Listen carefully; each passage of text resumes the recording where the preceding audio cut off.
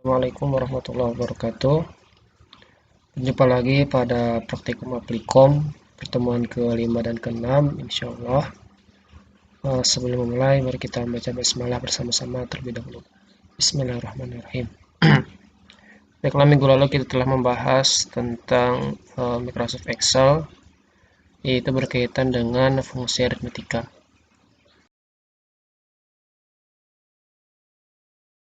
Fungsi logika ialah fungsi yang digunakan untuk menjawab pertanyaan di mana dalam pertanyaan tersebut terdapat syarat untuk menjawabnya. Secara garis besar, fungsi logika itu ialah dilambangkan atau menggunakan rumus if. Rumus if itu terbagi dua, ada if tunggal dan if berganda atau majemuk. Fungsi if tunggal yaitu digunakan untuk menyelesaikan suatu persoalan yang mana dalam persoalan tersebut terdapat satu syarat yang harus dipenuhi dengan dua kemungkinan jawaban.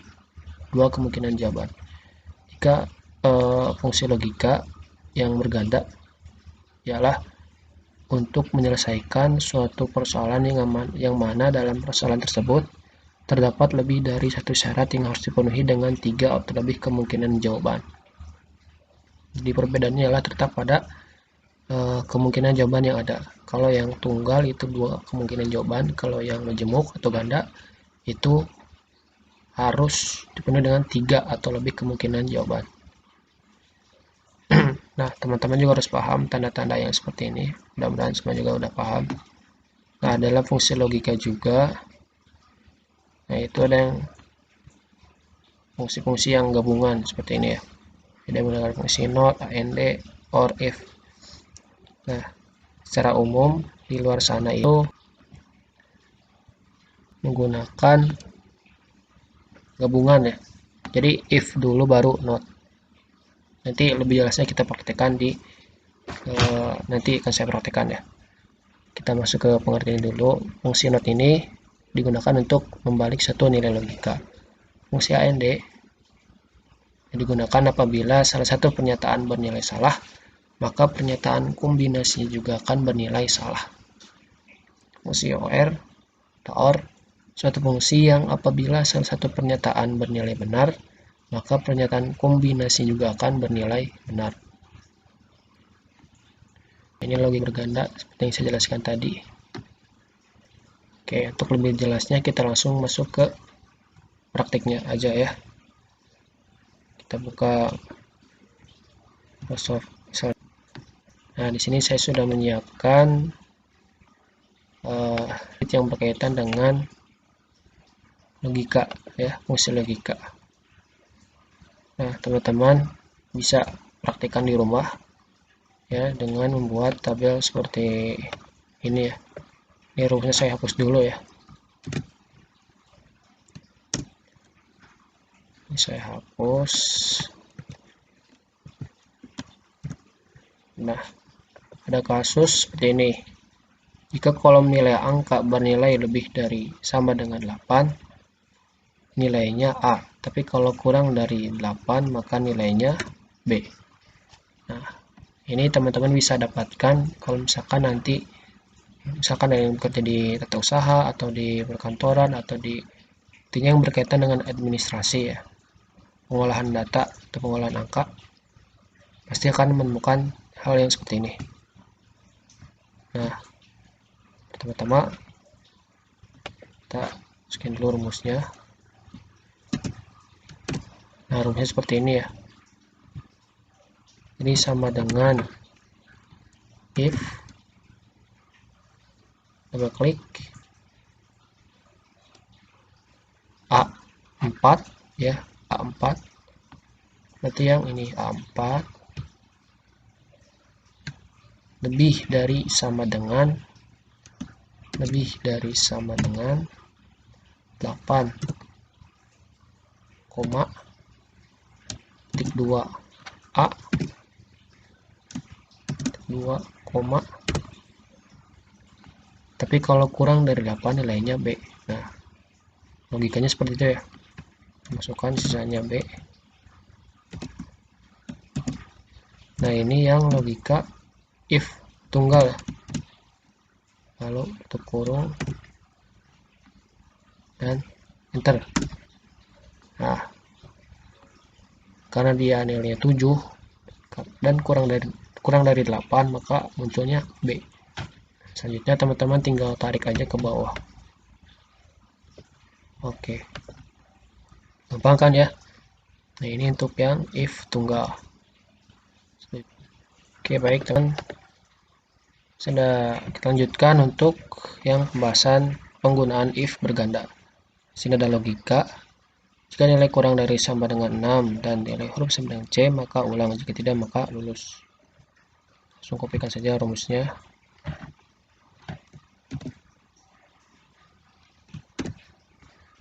Nah, saya terangkan. Ini memakai tanda petik 2 agar tidak berfungsi ya. Jadi rumusnya tidak berfungsi jika menggunakan tanda petik 2. Kalau dihapus maka akan aktif. Nah, fokus ke sini. Logika if yang berganda menggunakan AND karena kalau dari pengertian inilah untuk fungsi yang apabila salah satu pernyataan bernilai salah, maka pernyataan kombinasi juga akan bernilai salah. Oke. Jadi kalau misalkan si ininya salah, ya si ininya salah, logik ini salah, maka jawaban yang akan dikeluarkan pun akan salah gitu kan. Bukan kita memilih yang benar, misalkan jawaban sama dengan 8 atau lebih dari 8, maka jawaban lulus dan yang lain tidak lulus. Nah, kebalikan dari itu ya. Jadi si ininya akan sama seperti jawaban yang logika ini akan salah ya. Mengikuti jawaban si pernyataannya. Oke. AND A13 kurang dari sama dengan 6, B13 sama dengan C ya. 13 sama dengan C. Kalau misalkan dia si nilainya sama dengan kurang dari sama dengan 6 dan nilai huruf sama dengan C ya, maka ulang. Jika tidak maka lulus. Koma mengulang, tik 2, koma ya, tik 2 lulus. Lalu enter. Nah, seperti itu ya. Lulus. Ini untuk yang if berganda. Setelah itu kita drag atau turunkan ke bawah. Nah, seperti itu ya. Nah, ini nilai 6. Yang keluar ialah huruf C dan mengulang. Ya, mudah-mudahan teman-teman bisa memahaminya. Oh ya, biasanya untuk Microsoft Excel itu agar ada titik-titik ini, titik-titik warnanya tebal seperti ini, menggunakan border ya. Teman-teman bisa blok dulu, kita pilih border. Nah, seperti itu. Ya. Itu untuk penggunaan fungsi logika if. Kalau untuk fungsi yang penambahan yang lain seperti penambahan OR ataupun AND dan NOT, hanya tinggal ditambahkan pada depannya saja seperti penggunaan AND pada kasus ini. Ya. Nah, itu untuk yang fungsi logika if. Kita lanjutkan untuk pembahasan fungsi baca data. Nah, fungsi membaca data ini apa sih gitu kan, fungsinya untuk apa? Jadi misalkan kita ada kasus, kita harus mengisi nama-nama atau keterangan dari suatu tabel data. Sedangkan si sumber keterangan itu ialah pada tabel yang terpisah. Ya. Jadi ini sudah saya isi ya. Saya copy dulu rumusnya.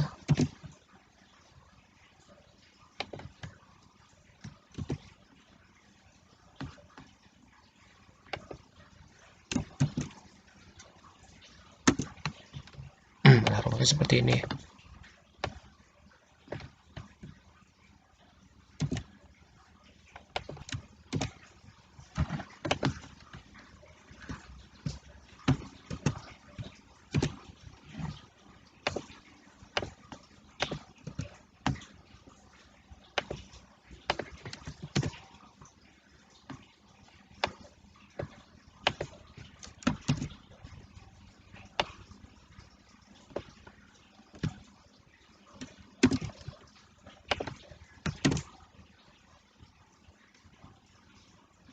bisa di copy ternyata. Oke, tidak apa-apa. Jadi rumusnya ialah seperti ini ya. Nah, jadi ketika kita ingin mengisi data keterangan ini, jadi tadinya ini kosong, ingin mengambil data dari sumber yang ini.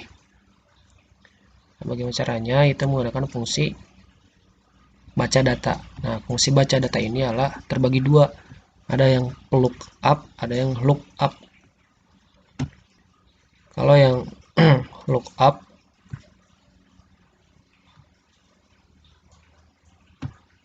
sorry, saya undo dulu ya.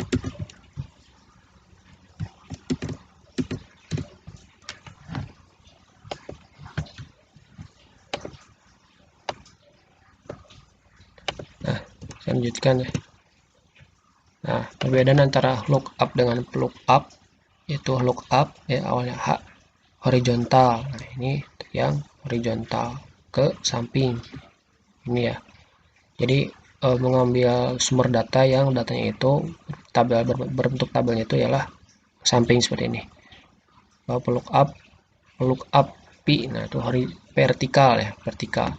Mengambil sumber data yang bentuk tabel itu adalah vertikal seperti ini ya, vertikal. Kita langsung praktekkan ya.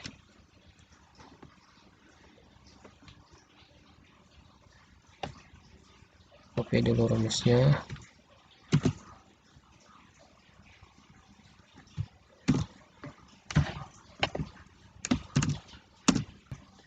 Nah, seperti ini rumusnya. Jadi ini untuk yang lookup, keterangan lookup contoh ya. Ini contoh aja lookup. Ini ya lookup.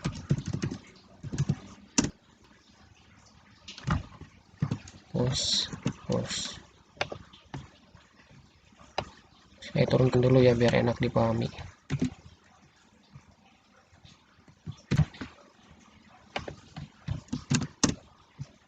Nah, sini saya ada data kosong, misalkan ingin mengisi keterangan. Nah, ketika saya ingin mengisi data ini mengacu pada data yang vertikal, lookup yang ini, rumusnya adalah sama dengan lookup, double klik, lalu pilih C2, data yang ada di nilainya C2 yang ini ya, C2, itu pilih koma, pilih A8 ya. Nanti saya jelaskan kenapa ada tanda dolar yang seperti ini ya. Pilih yang A8, nah berarti A, nah baris yang ke 8 ini dia A. Nah setelah itu titik 2 B12 itu yang ini. Nah situ ya. Setelah itu koma 2. Nah penggunaan tanda dolar seperti ini fungsinya untuk mengunci rumus seperti yang pernah kita pelajari pada pertemuan sebelumnya. Mengunci rumus. Baik, kita tambahkan di sini tanda dolar. Oke, kita tambahkan dolar untuk mengunci sel A8 yang ini ya, untuk mengunci sel A8 dan ini ya, B12 kunci. Nah ini sudah terkunci ya, jadi yang dikunci itu ialah sel dari A8 sampai B12. Setelah itu kita kurung tutup lalu enter. Nah cukup ya. Lalu setelah itu kita drag ke bawah. Lalu apa bedanya kalau misalkan kita tidak menggunakan tanda dolar tadi ya, kita coba ya.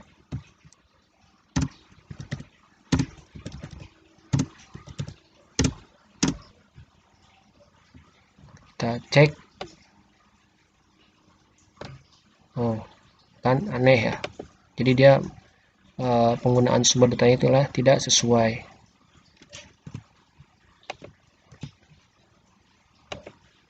Kita harus menggunakan tanda dolar. fungsinya untuk mengunci sel ya, jangan sampai salah. Untuk mengunci sel,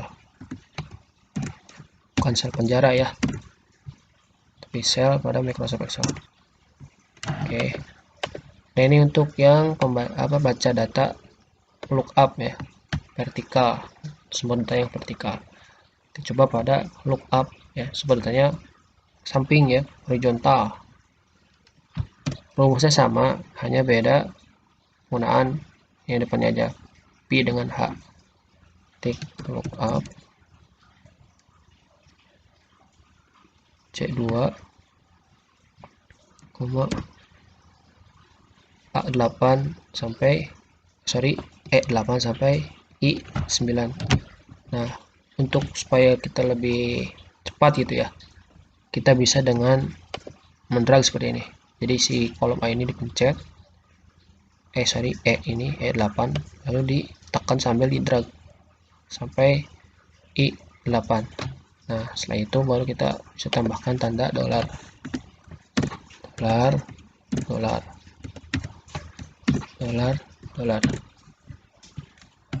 Oh ya, saya lupa. Kenapa di paling akhirnya itu tambahkan angka 22. Nah, ini untuk sebagai kolom mana yang dijadikan nilai atau sel mana yang dijadikan nilai. Karena dia 2. Jadi gini hitung ya. 1 2. Nah, maka yang diambil adalah sumber data yang ini. Kalau yang lookup horizontal, titik 1, yang ini ya 1 2, yang ini 2, maka kita ambil 2 ya, itu ya, mudah-mudahan bisa pahami. 2 lalu tutup kurung, taruh. Nah, tinggal kita drag ke bawah ya, gampang sama ya. Oke, gampang. Nah, itu untuk yang fungsi baca data.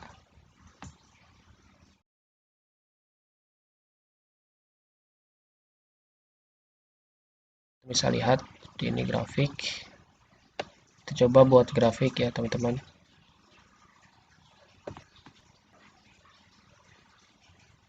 Nah, buat grafik seperti ini, kita buat datanya dulu.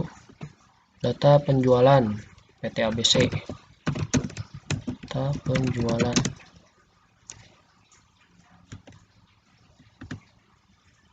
PT ABC.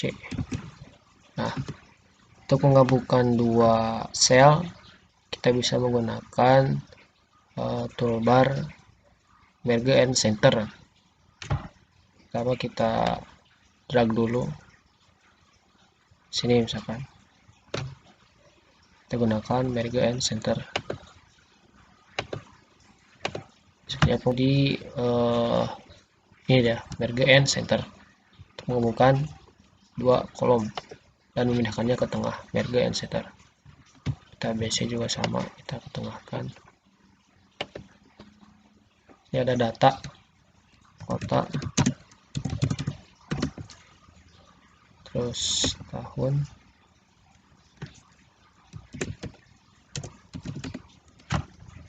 kita gunakan fungsi Merge and Center.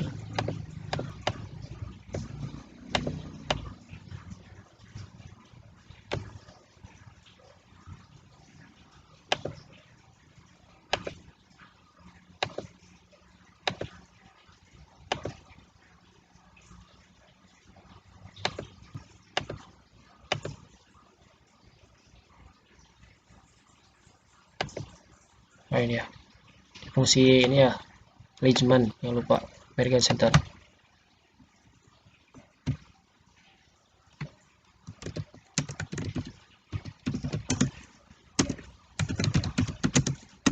Teman-teman juga sambil coba ya, mudah-mudahan sambil mencoba.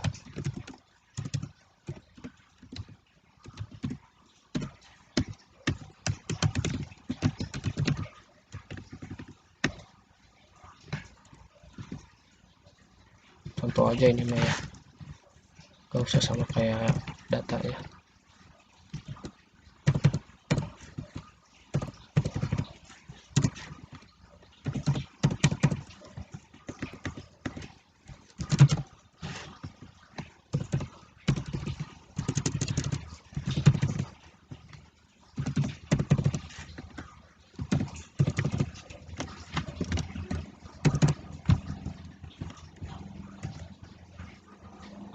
Oh, ada yang kurang teman-teman, ini lupa tahunnya. Itu juga bisa mendrag ya, misalkan ini ada kita drag ini datanya, ini kita pindahkan satu sel ke bawah, itu bisa ya. So, tanda panel ini kita drag ke bawah, set, oke. Bisa masukin tahun 2011, 2012,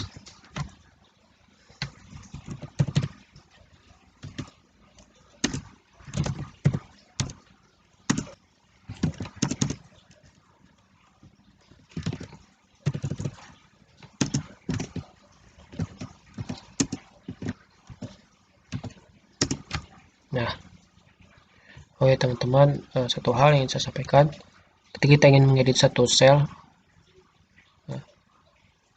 kita ingin edit misalkan sel ini B6 Jakarta, misalkan Jakarta Pusat ya, misalkan Jakarta Pusat. Misalkan kita mau langsung ngetik Jakarta Pusat, nah itu mulai dari awal lagi kan. Atau misalkan kita mau edit jadi misalkan Ciawi, kan enak ya tuh. Kalau misalkan kita mau edit Jakarta Ciawi, Jakarta Ciawi, kita editnya itu tinggal di double klik aja, double klik, jangan arahkan ke sini langsung mengetik, jangan ya, tapi kita arahkan dulu baru double klik. Nah kan, biar langsung kita edit misalkan Jakarta Pusat misalkan ya. Nah, untuk melebarkan kolom secara otomatis kita bisa gunakan sini, arahkan ke sini lalu double klik ya. Nah, itu punya data di sini. Jangan lupa kita tambahkan border ya, border. Nah, kita ingin sebuah grafik, kita masuk ke menu. Oh ya, sebelumnya kita blok dulu ini semuanya, blok, insert, kita pilih chart ya di title bar, namanya title bar chart, klik yang tanda ini.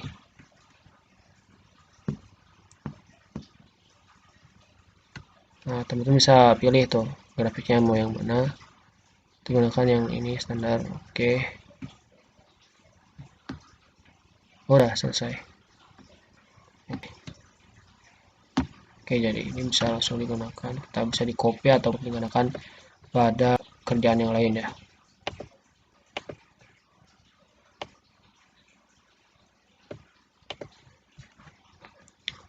Nah, saja teman-teman kita di mode udah set gambar, saya rasa teman-teman udah ya.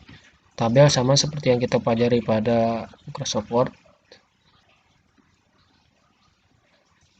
Cetak file, ada yang belum paham ya, saya rasa udah paham semua cetak file. Nah, ini penggunaan link ya, hyperlink juga pernah kita coba ya. Belum ya, belum coba hyperlink. Nah, jadi hyperlink ini fungsinya untuk kita jalan pintas, istilahnya jalan pintas untuk masuk ke satu dokumen tertentu. Misalkan kita di sini ada contoh ya. Nah, kita gunakan data tadi aja ya, biar lebih cepat. Kita hapus. Nah, sorot sel yang akan dilingkan, suatu teks atau sisipan shape, clipper atau yang lainnya untuk di link. Pilih menu insert, hyperlink, maka akan tampil seperti ini. Misalkan kita ingin Jakarta Pusat, kita ingin hyperlinkkan ya, kita ingin hyperlinkkan. Pilih menu insert, pilih yang hyperlink.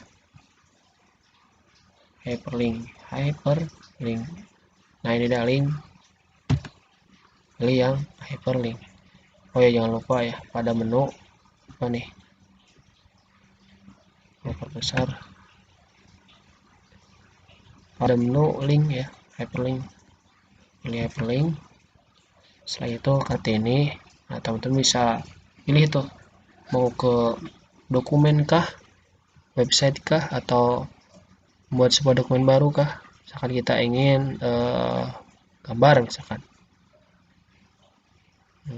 Paste in this document.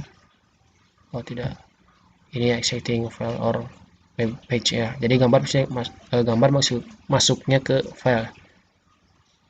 Nah, gambar misalkan. Baik, kita ingin masukkan gambar, kita cari gambarnya ya. Gambarnya kita cari gambar.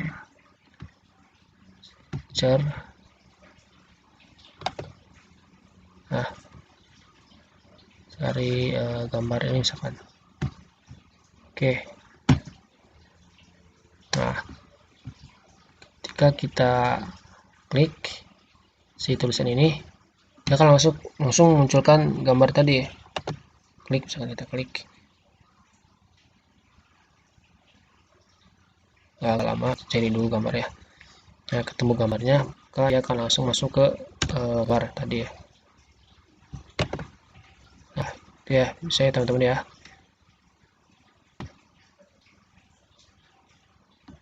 Membuat equation. Equation adalah semacam formula ya, simbol-simbol. Ini ada pada menu insert, sama insert, pilih yang equation. Nah, biasanya ini kalau anak-anak teknik biasanya menggunakan ini. Nanti kedepannya mungkin ada dari teman-teman yang belajar tentang statistika industri. Nah, kalau soalnya online, biasanya kita harus mengetikkan seperti ini ya.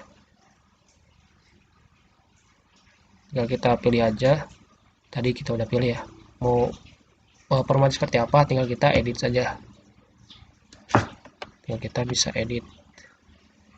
Dan ini pun bisa kita tekan di Microsoft Word ya. Microsoft Word. Ya.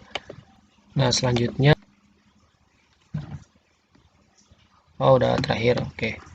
Jadi untuk pembahasan tentang Microsoft Excel cukup sampai di sini. Nah, nanti akan saya share ya di grup. Tapi teman-teman saya harapkan bisa untuk cobanya di rumah, tidak hanya melihat video ini saja gitu. Sambil mempraktekannya. Ya, teman-teman, kita lanjutkan ya, karena ini 2 pertemuan, kita lanjutkan pembahasan kepada Microsoft PowerPoint. Ya, kita buka ya. Ya, kita buka PowerPoint-nya, nanti setelah dibuka akan muncul menu seperti ini. Nah, untuk beberapa versi Microsoft PowerPoint ya, itu beda-beda ya. Yang saya gunakan ialah versi 2013. Yang paling bagus itu ialah 2019 atau Microsoft Office 365. Itu berlangganan dan berbayar. Nah, teman-teman semua, jadi untuk versi yang berbayar itu bisa bagus, cuman kita harus bayar. Dan untuk beberapa kasus ada juga yang menggunakan semacam crack ya, jadi itu ilegal. Kalau misalkan kita misalkan terbang kemana itu, nah untuk misalkan laptop kita diperiksa, nah itu kan ilegal ya, ketahuan, bisa ketahuan dan kita bisa dikenakan denda gitu. Nah, pemasangan versi Microsoft Office juga tergantung dari laptopnya, ada yang 32 bit, ada yang 64 bit. Oke, kita langsung masuk ke PowerPoint ya. Dan Microsoft PowerPoint ya, teori-teori saya rasa tidak terlalu penting, kita lebih fokuskan kepada prakteknya saja. Intinya PowerPoint ini untuk presentasi kalau misalkan kita ada sidang ataupun tugas-tugas lainnya. Gitu ya. Baik teman-teman semua, kita lanjutkan perkuliahan kita. Kita masuk ke PowerPoint ya. Kalau dari teori, pengertian PowerPoint ialah software yang berfungsi untuk membantu membuat file presentasi yang dinamis dan menggunakan sisipan animasi. Ya. Untuk presentasi pun bukan hanya Microsoft Office PowerPoint, tapi juga ada aplikasi lainnya seperti OpenOffice, MS Office, dan lain-lain. Untuk untuk pengenalan bagian-bagian pada aplikasi Microsoft Office PowerPoint ini sama seperti aplikasi Microsoft pada umumnya. Menu-menunya, bagian-bagiannya sama. Teman-teman bisa lihat di modul.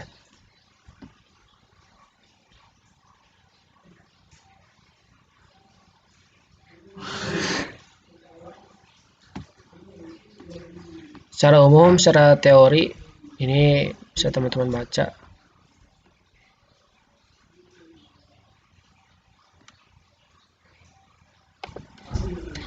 Nah, pada PowerPoint ini ada beberapa bagian yang harus kita pelajari. Yang pertama ialah penggunaan action button pada PowerPoint. Yang kedua yaitu tentang penggunaan hyperlink. Yang ketiga penggunaan trigger.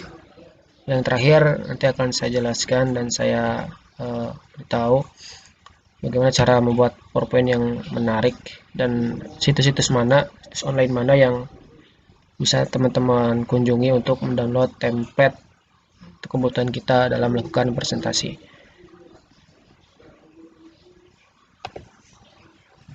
Oke, baik teman-teman, kita lanjutkan. Silakan teman-teman buka aplikasi Microsoft PowerPoint ya. Nah, pertama kita akan pelajari bagaimana cara penggunaan action button pada Microsoft Office PowerPoint. Jadi fungsi action button ini untuk sebagai kita ya banyak umumnya sih untuk navigasi ya, untuk navigasi. Teman silakan pergi ke insert. Misalkan kita nih ada slide PowerPoint, misalkan saya buat dulu slide-nya. Kita di klik kanan ya, klik kanan new slide. Nah, misalkan ini menu home misalkan. Nah, ini home. Lalu sini isi misalkan. Kita ingin menggunakan action button. Kita pilih insert, shape, pilih yang bebas mau yang mana. Ini kita drag di sini gambar. Nah, itu ada pilihan langsung, ketika langsung dilepaskan. Nah, bebas kita bisa atau hanya pajangan doang atau hyperlink to next slide, previous slide. Banyak pilihan ke situs website juga bisa. Ataupun kita ingin menjalankan program-program tertentu, misalkan kita ingin menampilkan video dari hasil kita mengetik action button tersebut, bisa kita coba dengan hyperlink to next slide ya, next slide. Oke. Bagaimana cara melihat berjalan atau tidaknya? Kita bisa pilih F5 ya, F5. Nah, muncul, kita bisa klik si ini ya. Dia akan langsung ke isi. Nah, jadi fungsi semacam navigasi itu. Jadi kita tidak harus menekan tombol-tombol di keyboard, kita hanya perlu mengklik si shape tersebut untuk pergi ke navigasi pilihan kita. Nah, itu untuk action button.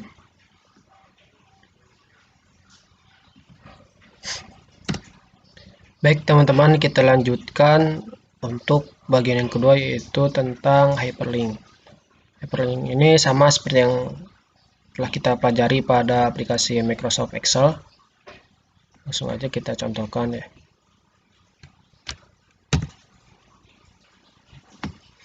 Jadi misalkan di sini saya ada poin.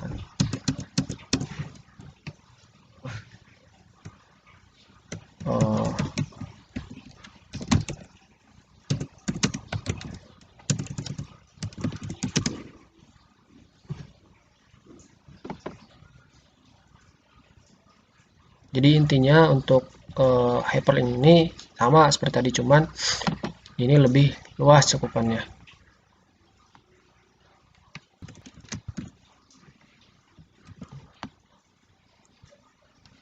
Misalkan kita ingin, jadi hyperlink ini apapun bisa di hyperlinkkan gitu.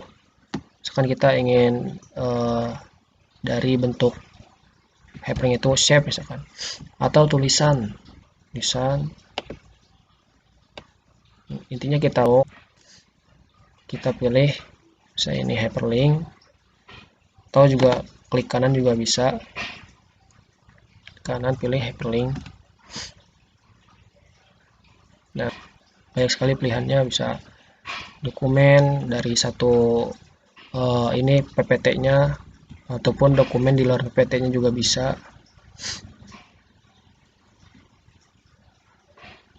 Atau kita ingin menampilkan sebuah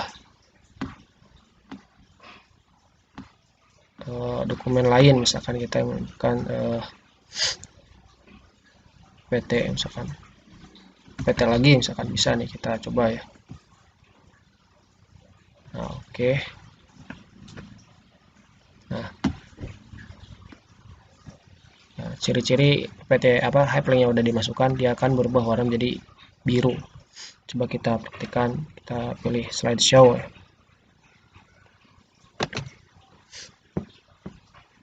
Ketika diklik, dia akan minta persetujuan,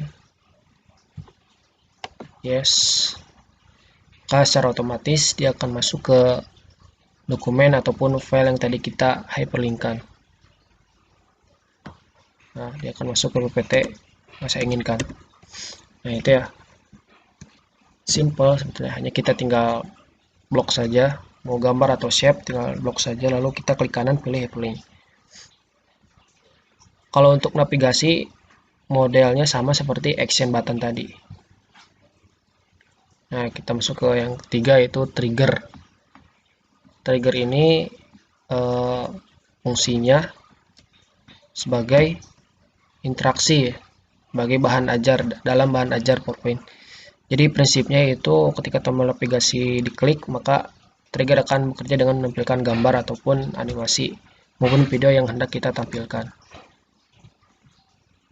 Ya, kalau simpelnya sih ibaratnya kayak biar menarik gitu, kayak gambar bergerak ataupun animasi bergerak atau tulisan bergerak.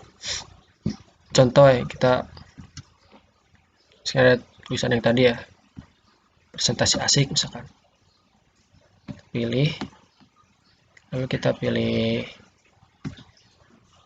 animation, load in. Nah, sama seperti itu tuh, kayak gitu kan, pilih, nah animation kan. Juga kita bisa mengatur waktunya atau kapan dia akan berjalan, apakah ketika kita klik atau secara otomatis, itu bisa kita atur. Misalkan kita ingin menggunakan animasi float in. Nah, untuk memunculkan menu kita mengaturnya itu, nah kita bisa gunakan ini ya, efek ataupun timing ya.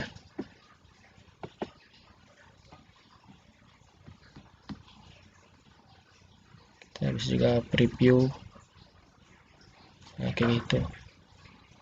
Nah, di ciri-cirinya kalau trigger itu dia ada angka seperti ini ataupun tanda petir ya.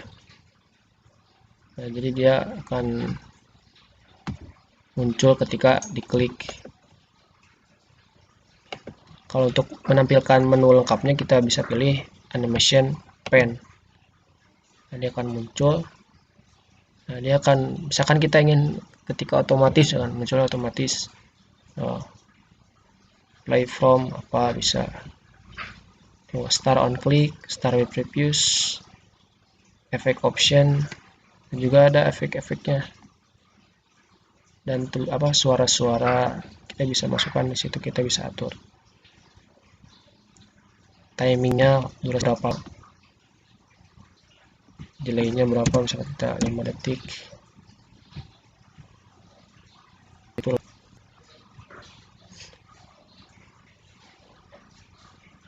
ya. Jadi fungsinya untuk tadi ya, menampilkan animasi atau gambar ataupun video yang kita inginkan. Kita juga bisa mengatur animasinya.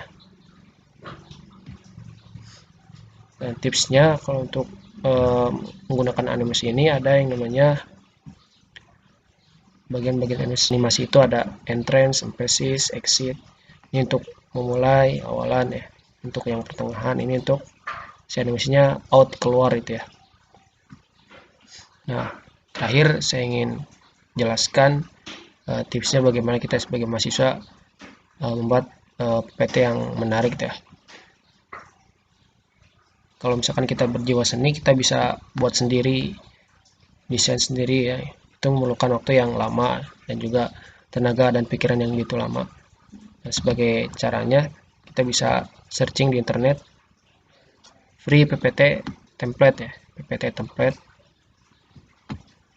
PPT template. Nah, PPT template kayak gitu ya. PPT template, nah, searching nanti coba banyak sekali pilihan. Nah, kalau saya sering gunakan di sini free PowerPoint template. Ini adalah salah satu contoh ya. Kita download, teman-teman bisa sistem sendiri atau bisa edit-edit sendiri. Ya tinggal mengatur saja gitu inginnya kita seperti apa. Ini ada contoh satu PPT template yang slot dari internet ya. Ya, teman-teman mahasiswa yang lain pun sama seperti itu, yang menggunakan cara seperti ini, download di internet, edit aja. Kalau teman mau ataupun lebih mengeluarkan jiwa seninya, itu boleh kita bisa menggunakan di slide paling akhir pada icon-icon, simbol-simbol yang bisa kita gunakan misalkan kaitan dengan alam, misalkan kita sini kita buat jangan tulisan tuh kan banyak-banyak tulisan, jangan, kita cantumkan inti-inti dan sebisa mungkin dibuat menarik pengen kita sampaikan kepada teman. Nah, itu untuk PowerPoint ya teman-teman semua. Saya rasa teman-teman bisa, karena aplikasi ini begitu sulit. Yang menyebabkan kita sulit ialah pertama mungkin kita malas untuk mengerjakan dan tidak ada kemauan. Itu ya teman-teman. Mungkin untuk pertemuan kelima dan keenam ini cukup sampai di sini. Nanti tugasnya akan saya share di grup ya. Terima kasih atas perhatiannya. Assalamualaikum warahmatullahi wabarakatuh.